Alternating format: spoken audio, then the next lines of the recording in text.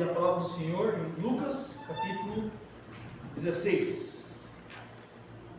Lucas, capítulo 16. Vamos ler a partir do versículo 19.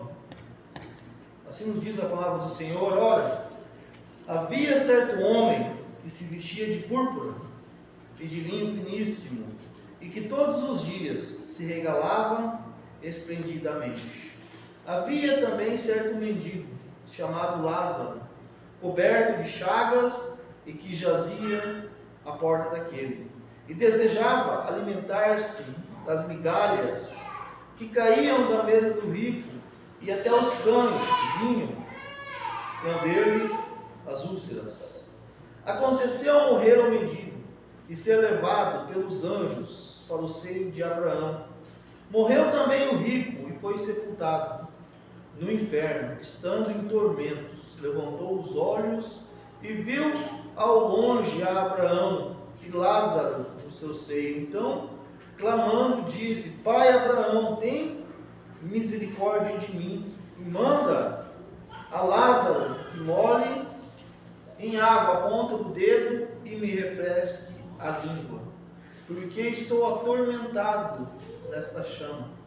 Disse, porém, Abraão: Filho, lembra-te de que recebeste os teus bens em tua vida, e Lázaro igualmente os males. Agora, porém, aqui ele está consolado, tu em tormentos.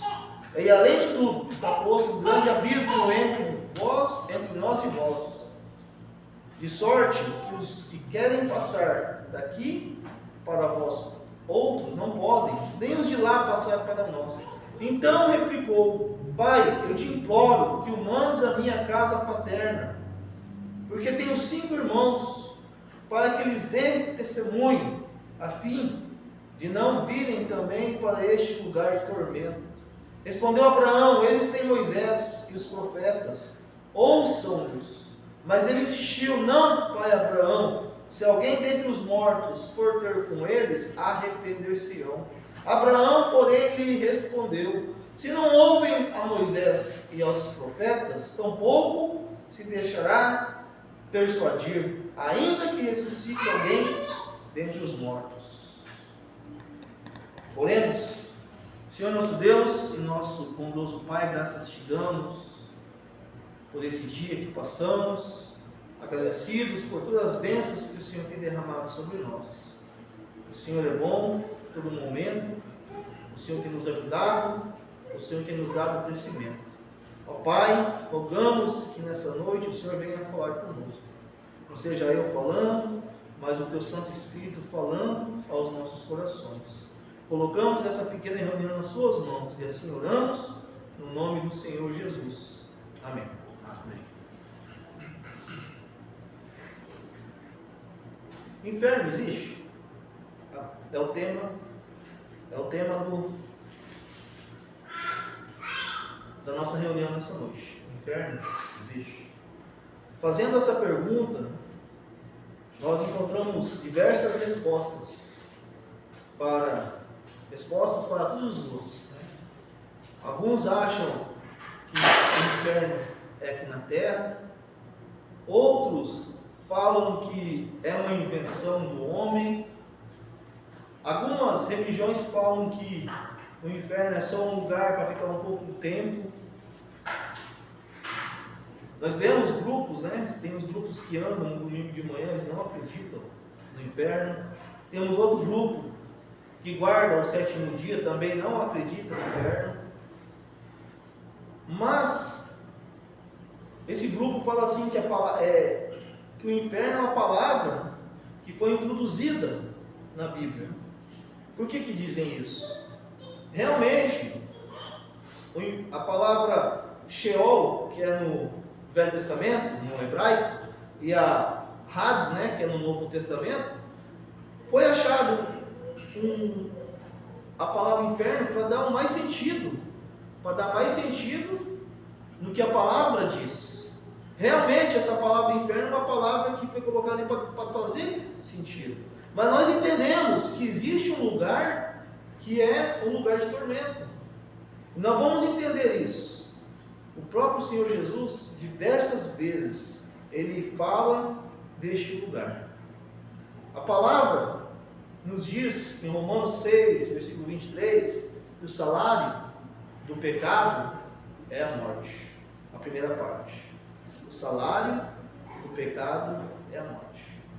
Em João capítulo 3, versículo 16, a primeira parte também diz, porque Deus amou ao mundo, que deu o seu Filho unigênito.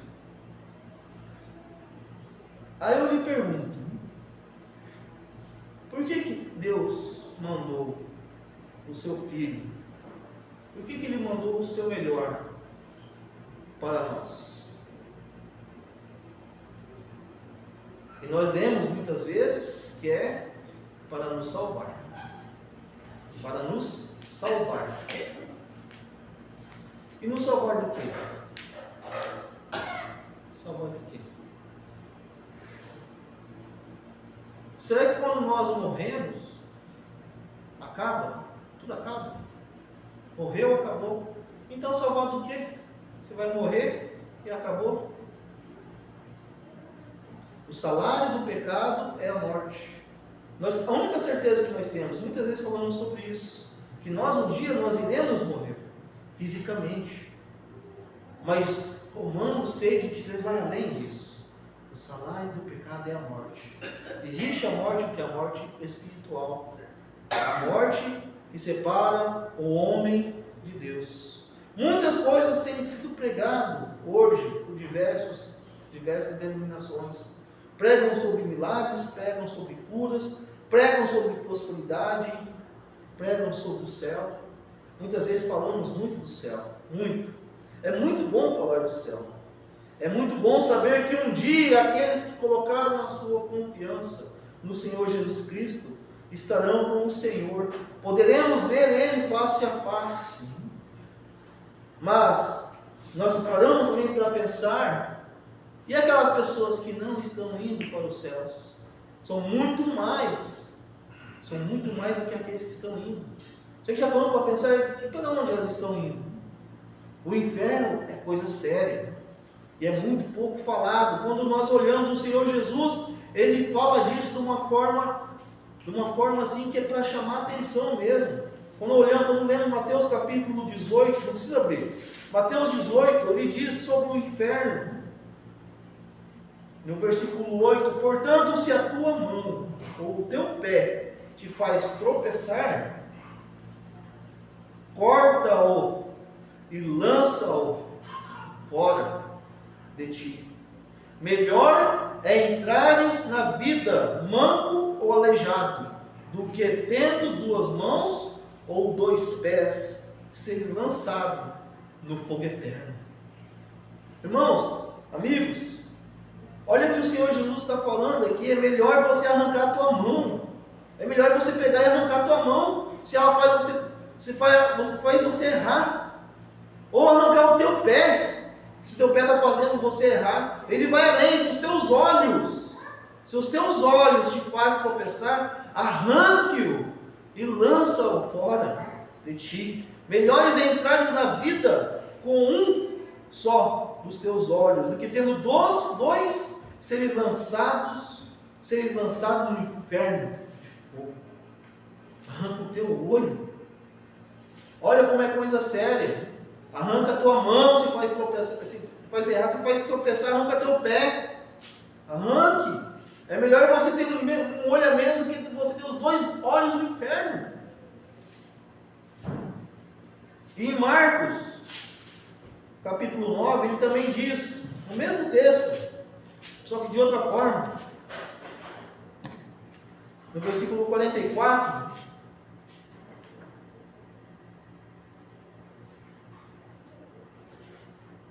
no final do versículo 43, ele fala para o inferno, para o fogo inextinguível, ou seja, o fogo que nunca se apaga. Aí nós entendemos que o inferno é um lugar eterno, é um lugar para sempre. Versículo 44, onde não lhes morre o verme, nem o fogo se apaga. E repete o versículo 46, onde o verme não morre, onde o fogo não apaga. O inferno é coisa séria. É melhor você entrar no inferno sem os pés, sem as mãos, sem os olhos. É melhor entrar na vida eterna. E sem os pés, sem nada, mas indo para a vida eterna, indo para os céus. É lógico que é uma metáfora, mas é tão sério que ele fala isso de uma forma, é melhor você ser cego do que você ir para o inferno.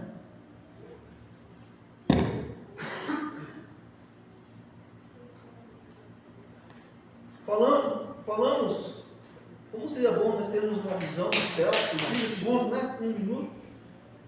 Mas também como seria bom se nós pudéssemos contemplar um inferno por 30 segundos. Mas imagina se tivesse uma visão do inferno por 10 segundos que seja.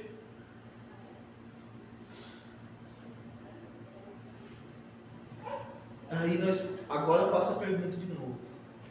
Por que somos salvos? Por que Deus mandou o seu Filho para nos salvar? Deus amou ao mundo de tal maneira que mandou o seu Filho unigênito. Qual o propósito? Será que foi para nós ficarmos ricos? Será que fosse para que houvéssemos cura? Realmente o Senhor Jesus fez muitas curas. Nós olhamos as maravilhas que o Senhor fez, mas não era esse o propósito era de salvar o homem do seu pecado. Quando nós lemos o texto que acabamos de ler, eu entendo o seguinte, hoje de manhã eu estava falando com a irmã, o lugar que mais tem crente é onde? É o inferno. Lá não existe descrente. Lá é o lugar que mais tem crente. Lá não tem ninguém que não crê em Deus. Só que é muito tarde. É muito tarde. Versículo 24. Então clamando, disse: Pai Abraão, tem misericórdia de mim. Só que é muito tarde. Foi muito tarde. Quando lemos esse texto, o rico e o mendigo, esses grupos que eu falei, eles falam que é uma parábola. Não é uma parábola, é uma história. Tem nomes. Ele conta uma história de dois homens que morreu. Um homem que teve a sua vida dos prazeres, teve uma vida esplêndida, com boa alimentação, com boa saúde, com tudo que o dinheiro, que a riqueza pôde lhe proporcionar. O mendigo não. Mas o mendigo aproveitou aquela oportunidade. Ele aproveitou: se eu não posso ter aqui, então eu vou crer em Deus, para que eu possa um dia ter.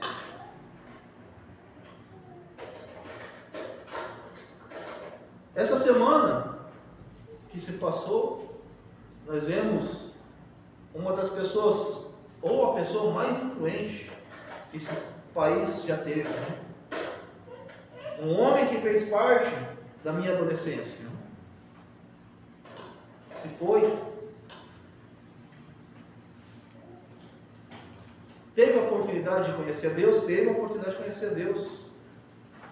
A família, a mulher, as filhas, creem no Senhor Jesus. Então ele teve sim a oportunidade de conhecer o Senhor Jesus. Assim como esse rico aqui também teve a oportunidade de conhecer a Deus. Ele teve. E eu gosto de imaginar como foi o dia do velório desse rico. Quantos bajuladores não haviam? Esse homem que se foi essa semana, ele em vida ele falou: eu não quero ter velório, eu quero que me creme e já me enterra. Por quê? Porque ele sabia que muitos bajuladores iam estar ali. Com esse rico é a mesma coisa. Imagina lá no seu velório. Esse homem era um homem bom.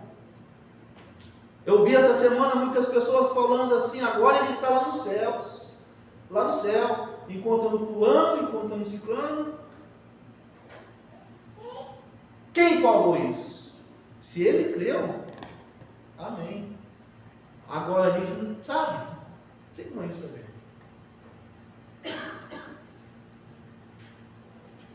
Ele era um homem bom, era.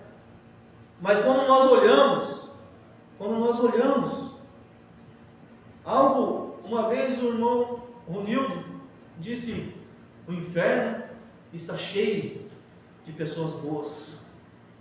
E aquilo ali, eu era jovem, mais ou menos 20 anos atrás, até hoje eu lembro dessa frase. O inferno está cheio de pessoas boas. Pessoas que doaram dinheiro, pessoas que ajudou os pobres, pessoas que ajudou a sua comunidade, pessoas que se doaram ao próximo. Mas a palavra também diz que toda a nossa obra são como trapos de imundícia. Porque Deus amou o mundo de tal maneira que mandou o seu Filho unigênito. Se obras levassem o homem até Deus, por que Deus mandaria o seu Filho? Porque Deus ia permitir que o seu Filho saísse do trono da sua glória e viesse a este mundo. Por que Deus permitiria isso? Às vezes colocamos nossos olhos nos últimos momentos do Senhor Jesus, e realmente ali foi os piores momentos da vida de uma pessoa, do homem, porque ele tomou sobre si tudo aquilo que nos afastava de Deus. Ele carregou sobre si os nossos pecados, tudo aquilo de maldade que nós temos, o Senhor Jesus carregou sobre os seus ombros, carregou sobre aquela cruz toda a maldição que o pecado, não somente o pecado, mas toda a consequência que o pecado traz, Jesus carregou nas suas costas. Mas se nós olharmos também os 33 anos que Jesus viveu, imagina 33 anos andando no meio de um povo idólatra, andando num povo que não queria saber de Deus, andando com um povo que cometia diversos pecados, e ele tendo que andar, e o pior, sem pecar, olhando e fugindo daquilo. 33 anos passou neste mundo sem pecar, sem errar. Quando estudamos a palavra de Deus, Deus por diversas vezes quis fazer uma aliança com o homem no Velho Testamento. E a aliança com o homem tinha que ter o quê? A morte de um cordeiro perfeito, e derramar o sangue do cordeiro. Lembra quando a Páscoa foi colocada, instituída? O que o Senhor falou? Passa o sangue do cordeiro sobre os umbrais das portas, que nessa noite o espírito da morte irá passar. E foi colocado cada porta o sangue do cordeiro. E ali nós já vemos o plano de Deus para a humanidade. Ali era para libertar o povo de Israel do Egito. Hoje, o que liberta o homem do pecado é o que? É o sangue do Senhor Jesus Cristo. Aí nós olhamos aquela história maravilhosa, quando Abraão foi levar o seu filho, e o filho dele falou: pai, aqui está os madeiras, aqui está o lugar, mas cadê o cordeiro? Aí o que Abraão disse? Deus proverá para si o cordeiro para o holocausto. Aí nós olhamos e vemos João Batista avistando Jesus e dizendo: eis o Cordeiro de Deus que tira o pecado do mundo.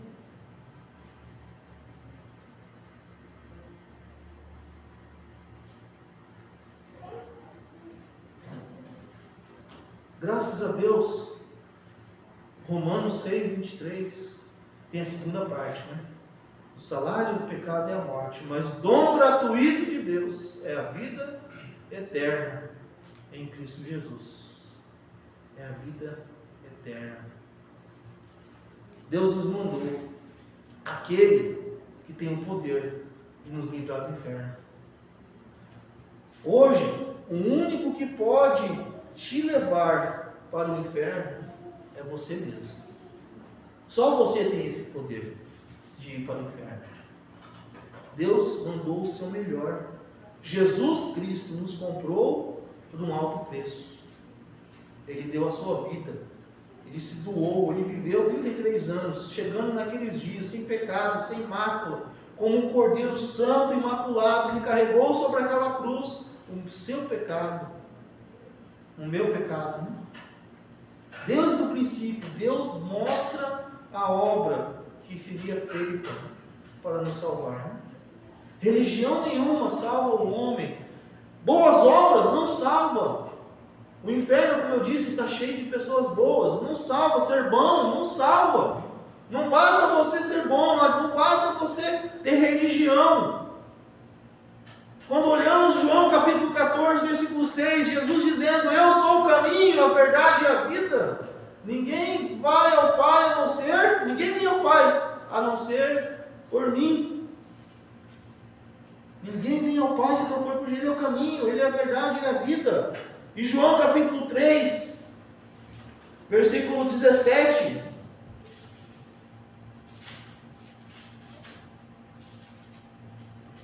Porquanto Deus enviou o seu Filho ao mundo, não para que julgasse o mundo, mas para que o mundo fosse salvo por Ele.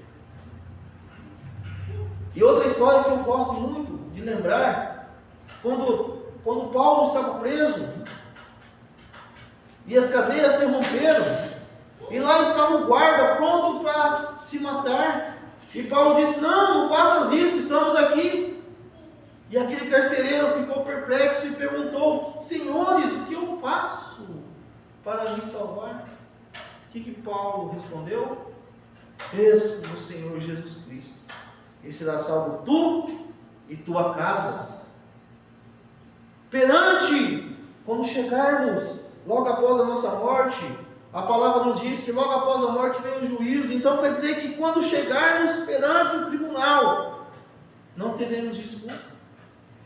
Ninguém terá desculpa perante Deus, pois Deus deu o melhor. Deus deu o seu Filho, o seu unigênito Filho. Deus deu o melhor para nós, o melhor que Ele tinha. Você crê mesmo que boas obras e religião vai te levar para o céu? Você crê mesmo que vai te livrar do inferno? A única pessoa que pode te levar para o inferno é você mesmo. É você mesmo. É não crer no Senhor Jesus Cristo. Porque Deus amou ao mundo de tal maneira que deu o seu Filho unigênito, para que todo aquele que nele crê não pereça, mas tenha vida eterna. Aquele que Jesus, que Deus amava, seu Filho, seu unigênito, sofreu, foi humilhado e foi morto. Que desculpa teremos perante Deus? Crê no Senhor Jesus Cristo, como Paulo disse ao carcereiro: crê no Senhor Jesus Cristo, e será salvo tu e tua casa. Que o Senhor abençoe essa pequena e breve meditação em nossos corações. Amém? Amém.